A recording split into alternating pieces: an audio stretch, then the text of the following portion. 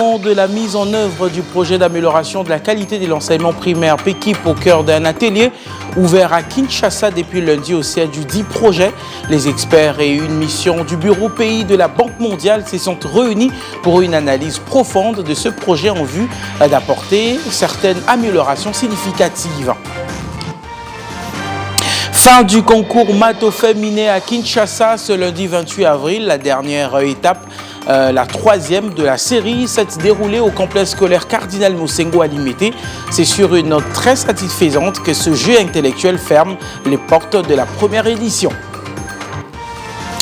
Et puis en santé, le ministre de la Santé, le Dr Roger Kamba, a lancé ce mardi sur toute l'étendue du territoire national la semaine de la vaccination. Le patron de la santé publique congolaise invite les uns et les autres à s'impliquer pour la réussite de cette semaine.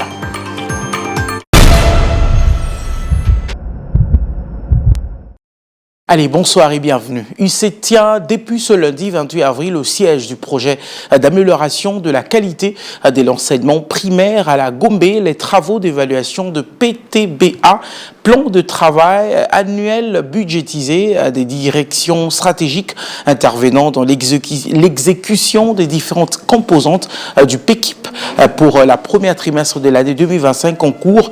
Ces travaux mettent autour de la mission du Bureau pays de la Banque mondiale en RDC, la cellule stratégique des projets et programmes du ministère des Finances, les directions stratégiques du ministère de l'Éducation nationale et Nouvelle Citoyenneté, l'équipe des coordinations du PEKIP. Les détails dans la première journée dans ce reportage de Jean-Luc Mouchipako et David Rouchimane, rendu par Chanchan Moutoupa. L'objectif de ces travaux, c'est de faire le point sur les niveaux d'avancement de la mise en œuvre, composante par composante de ces projets, et par la suite, définir les stratégies nécessaires pour accélérer son exécution. Autour des Koku, Sefako, Amelounou et Rim Wazni, chargés de ces projets au sein du Bureau pays de la Banque mondiale, se trouve un ensemble diversifié d'acteurs, à savoir les responsables et délégués des directions stratégiques et d'accompagnement, ainsi que l'équipe du PEKIP, conduite par Wali Belade, qu'accompagnaient plusieurs experts. La Banque mondiale, en partenariat avec le ministère de l'Éducation nationale, œuvre dans le bien-être des enseignants et surtout des élèves. Et donc, il s'agit de la construction de 70 écoles en termes de salles de classe, environ 420 salles de classe et de 200 roches. Et donc, les missionnaires sont revenus et nous faisions une évaluation des constats de ce qui s'est passé sur les terrains. Ensemble, ils passent en revue l'une après l'autre chacune des composantes du projet, présentation thématique, suivi d'échanges techniques sur fond d'analyse rigoureuse. La diplomade va procéder à la distribution des manuels scolaires aux élèves de la 5e année et 6e année primaire de mathématiques, sciences et français. Jusqu'aujourd'hui, la diplomade dispose d'un plan de distribution, c'est-à-dire la manière dont les manuels seront distribués. 5 jours durant, les discussions vont porter, entre autres, sur les travaux de génie civil, construction, réhabilitation des salles de classe, construction des latrines et de points d'eau, l'acquisition et la distribution des manuels scolaires, la formation continue à l'intention des inspecteurs, directeurs d'école et enseignants des classes de 5e et 6e année, la stratégie de recrutement des femmes enseignantes pour favoriser l'équité professionnelle, l'enquête sur les pratiques d'enseignement et d'apprentissage et l'évaluation des apprentissages et l'analyse sensible au genre. Et puis la sous-division de l'éducation nationale des Sakanya, Kasumbalesa, dans la province du Haut-Katanga, a organisé une séance de sensibilisation, d'encadrement et de motivation des élèves finalistes des humanités. C'était pour la réussite préparée et méritée à aux différentes épreuves de l'exéta. Rugen Tanzei nous en dit plus dans ce reportage.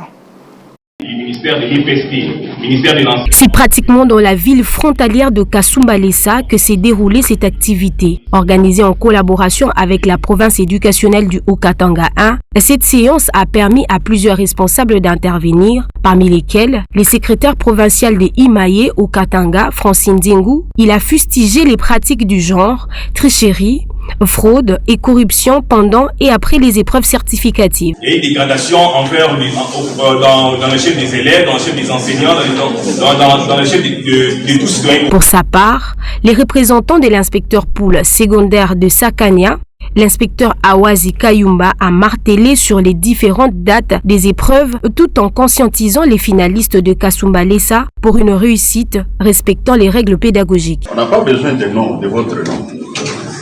On enlève les noms, on introduit dans la machine et c'est la machine qui va s'occuper. C'est pourquoi quand on vous demande, on vous donne les codes, il faut assurer les codes des 14 chiffres. Il faut savoir assurer. Oh, je me suis trompé. Non. Comment un élève de 4e finaliste? Et les représentants du sous-provède empêché, M. Christian, est revenu sur la question de la nouvelle citoyenneté et du patriotisme pour les élèves. Cette activité déroulée à l'école lycée moderne Blessing a connu la participation des 10 écoles de la place dont Blessing, Bimbizi, Don Divin 2, Bomberger 2, Messia, Saint-Josias, Tuikatane 2, Niaki, Makimbilizo et Victoire. Servir en toutes circonstances, avec fidélité et loyauté, la République démocratique.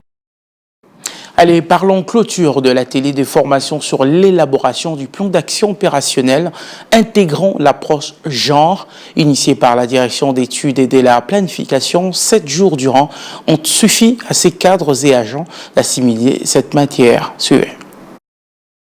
Tous les hauts cadres, les cadres et les agents des 3 provinces éducationnelles Congo central ont été outillés dans un atelier de formation sur l'élaboration du plan d'action opérationnel intégrant l'approche genre. Organisé par la direction d'études et planification sous la conduite du directeur de cette institution, Michel Lumengu. 7 jours durant, tous les contours qui lient cet outil de travail et qui constituent une ébauche pour l'amélioration de la qualité d'enseignement. Madame le prophète de la province éducationnelle Congo central 1, Marie-Salomé Boroto, a appelé tous les séminaristes à l'application de cette connaissance. Durant cette semaine, nous avons eu l'occasion d'explorer en profondeur plusieurs outils essentiels à la planification. Chacun de ces outils, à travers une approche intégrée du genre, nous offre désormais les leviers concrets pour des actions plus inclusives, plus équitables et mieux ciblées. L'initiateur de cette formation, le directeur Michel Lumengu de la DEP, a dévoilé toutes les connaissances acquises. Nous avons élaboré au total 24 plans d'action opérationnels, dont 21 pour les sous-divisions et 3 pour les provinces éducationnelles. Plan d'action, bien sûr, intégrant les questions genre. Cet objectif que nous étions fixé est désormais atteint et je tiens à adresser mes sincères félicitations à chacun d'entre vous pour votre contribution précise. Un proverbe que nous connaissons tous dit, je cite, « Quand les racines sont profondes, l'arbre pousse droit ». Les conseillers du ministre provincial de l'Éducation avaient prononcé les discours de la clôture. Vous venez assurément d'être capabilisé à l'élaboration de plans d'action opérationnels intégrant. Le concours intellectuel Mato-Féminin en est arrivé à sa fin. Ce lundi 28 avril, la dernière étape, la 3e de la série, s'est donc déroulée au complexe scolaire Cardinal Mosengo dans la commune des Limités, compétition organisée conjointement par la LISADEL et la DVC sous le parrainage de l'Inspection générale de l'éducation nationale avec l'accompagnement financier d'Hertel RDC. Rigen Tanzei pour le reportage. L'ambiance était bon enfant. Toutes les jeunes filles étaient pétillantes de beauté et d'intelligence.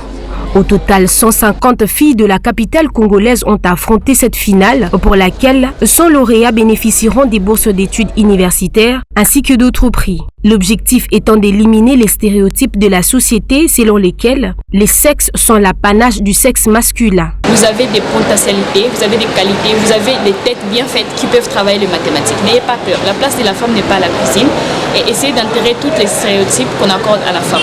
Vous pouvez être mieux, vous pouvez être ingénieur, mais si vous vous donnez. Alors ne restez pas dans vos maisons, n'ayez pas peur. Lorsqu'il y a des sensibilisations dans vos écoles pour le concours de maths au féminin, venez vous inscrire, allez voir vos autorités scolaires, inscrivez-vous massivement.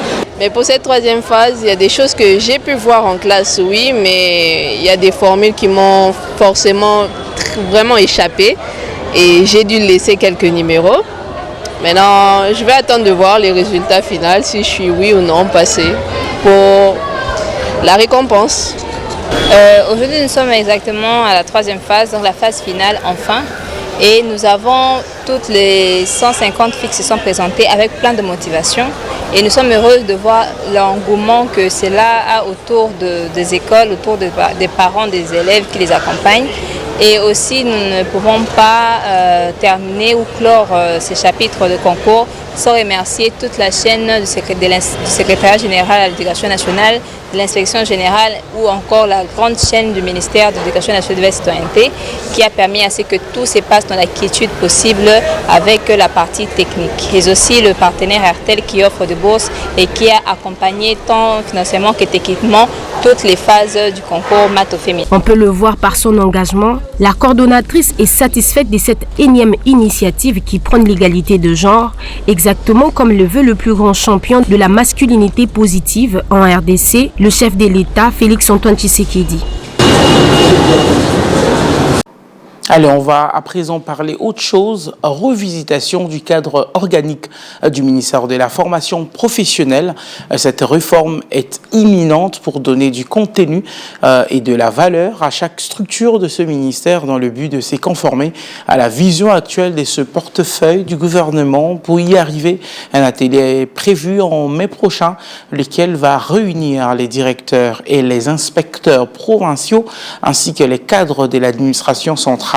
Maître Marquis Kila, ministre de la formation professionnelle, on a discuté avec près de 80 cadres provinciaux par visioconférence au cours d'une réunion qu'il a présidée depuis son cabinet. Le samedi 26 avril 2025, le ministre de la formation professionnelle, comme dans ses habitudes, était de service. Cette fois, pas sur terrain, mais dans son cabinet de travail pour présider une importante réunion par visioconférence avec les directeurs et les inspecteurs provinciaux de sa tutelle. À cette réunion organisée exclusivement à l'intention des PROVED, IPP et DIPRO SENACPF, le service national de contrôle des effectifs et éléments de paye du personnel enseignant et formateur du ministère. Ils étaient au nombre de près de 80, à l'exemple de ceux du Nord Kivu, Sud Kivu et Ituri. Maître Marquekila Likombo était lui entouré de son directeur de cabinet, le pasteur Odon Saïdi et quelques conseillers sectoriels, y compris en ligne les hauts cadres de l'administration centrale, dont la secrétaire générale, l'inspecteur général et le directeur national du SENACPF. L'objectif était d'abord une prise de contact et leur mettre ensuite au parfum, sans louper un seul détail, des réformes qu'il a initiées depuis son avènement à la tête de ce portefeuille du gouvernement auquel le chef de l'État tient énormément en vue de lutter contre le chômage de jeunes en RDC au sein du gouvernement souminois. Au nombre des réformes importantes figurent la révisitation du cadre organique, la création de registres des formateurs, ainsi que la création des registres des formateurs de la formation professionnelle.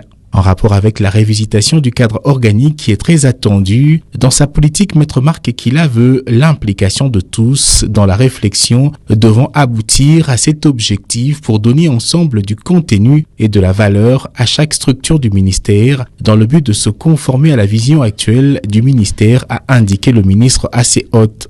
Aussi, le ministre de la formation professionnelle a annoncé l'organisation d'un atelier à Kinshasa au mois de mai. Atelier qui va réunir les responsables provinciaux et centraux. Il a donc été abordé plusieurs questions dans l'orientation des métiers tenant aussi compte de la spécificité des provinces, l'échelonnement des niveaux de formation, la problématique des normes et certification des formations, aussi le statut du personnel engagé par les coordinations.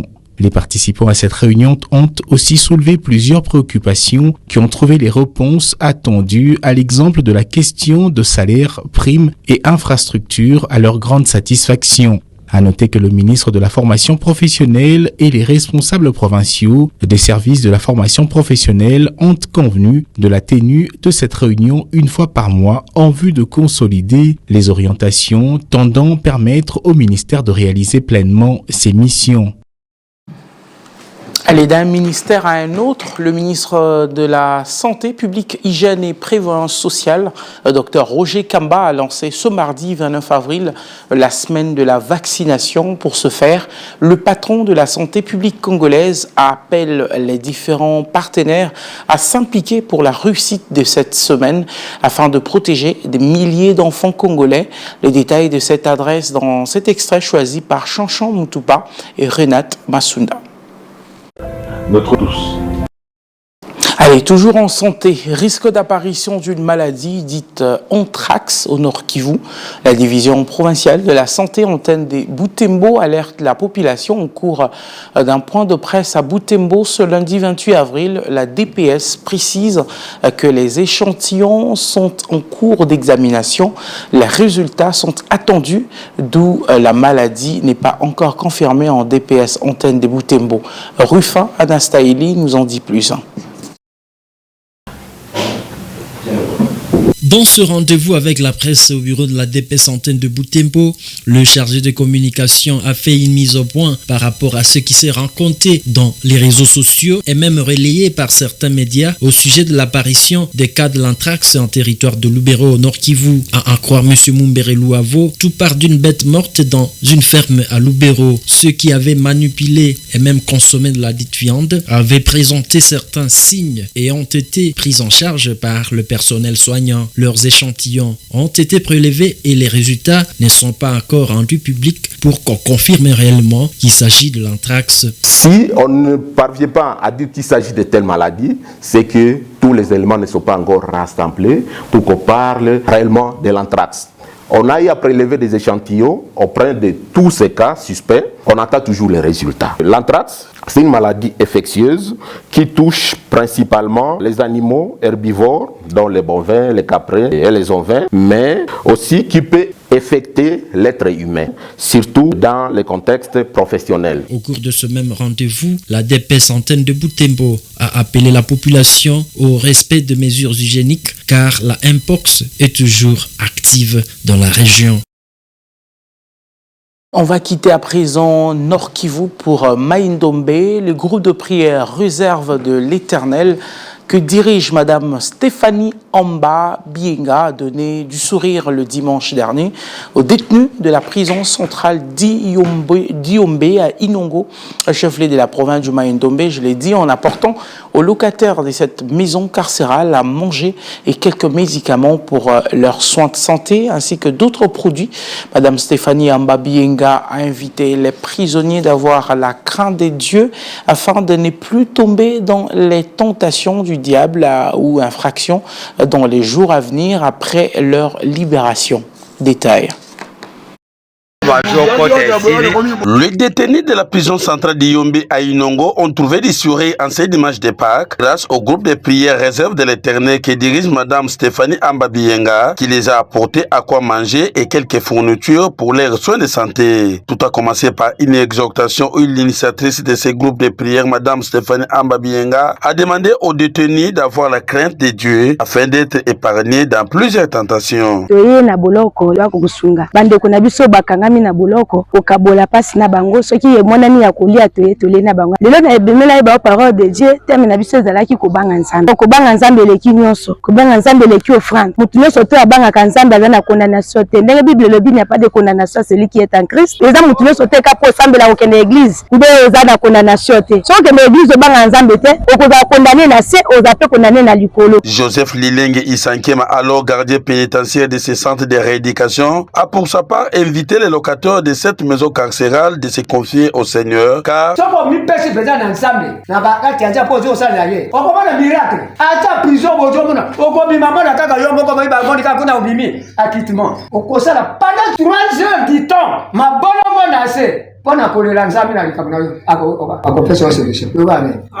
un geste salué par ces hors-la-loi. Je remercie premièrement le groupe Réserve de l'Éternel où il va participer à la passe na biso et puis le fondateur na bango où azwaki likanisa koya kotala biso kaka ndenge ye saswe ki makamna bango pe où il alaki essayer quoi. On a ba difficulté zebele ba tutozonyo comme ba santé za bien té ba place ko la les insuffisamment ba bitoko biloko wana eza pena insuffisant et puis ba biloko ko salela puis ba libulu zozanga ba kisi ba lati zate tozozanga biloko vraiment ebele soki ba to ba kosunga ba kozala to ka batala mise na prison eza pena important. Ici reprécise que les bienfaiteurs ainsi que d'autres personnes de bonne volonté sont appelés aussi d'emboîter les pas car ces hors-la-loi ont besoin d'une assistance de tout genre pour ce temps qu'ils traversent dans cette prison.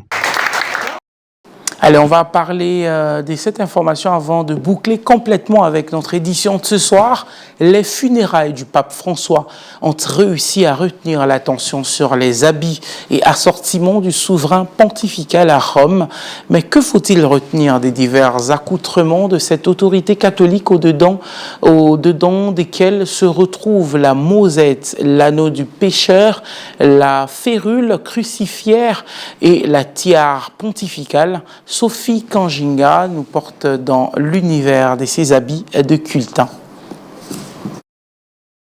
Hormis la soutane blanche portée par le pape depuis plusieurs siècles, le successeur de Saint-Pierre met un chapeau de velours de soie rouge orné d'une présenterie en or qui entoure la coiffe à sa base emportée au modèle français appelé aussi chapeau romain.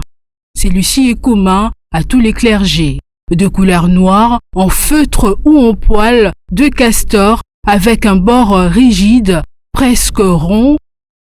Ces chapeaux pontificaux est hérité du XIXe siècle.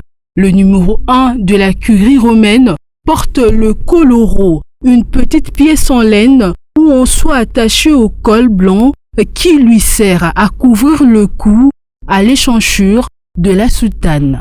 Il s'agit de cette pièce qui varie généralement avec le cœur du clerc qui la porte, différente de celle que porte la soutane violette épiscopale. Celle-ci doit avoir le coloro noir. Le col ou cacula, à l'origine d'une chasuble liturgique, fait partie de l'habillement du souverain pontife, n'est autre qu'un ample chasuble dont les pans cousus forment le manche. Le pape met aussi en dehors de quelques ornements en matière précieuse comme l'anneau du pécheur, le pallium, la férule, la moselle et la tiare pontificale. La croix pastorale, des métals précieux et suspendus par une chaîne en habit de ville ou par un cordon de tissu rouge en or que porte le cardinal en plus d'une soutane, vêtement déçu par rapport aux habits liturgiques. En plus, on retrouve encore la chape prélative ou canonale, la capamania, la tiare appelée trirègne, opposée à la mitre papale, symbolisant le pouvoir divin donné par Jésus-Christ. Le bâton liturgique est surmonté d'une croix différente de la châsse épiscopale des évêques. Il est important de signaler qu'après les obsèques du 266e pape, la prochaine élection est maintenue pour le 7 mai prochain. Nous ne les dirons jamais assez, que l'âme du pape François repose en paix. Allez, fin de ce journal. Merci de l'avoir suivi. Excellent suite de programme sur votre chaîne. Allez, bonne soirée chez vous. Au revoir.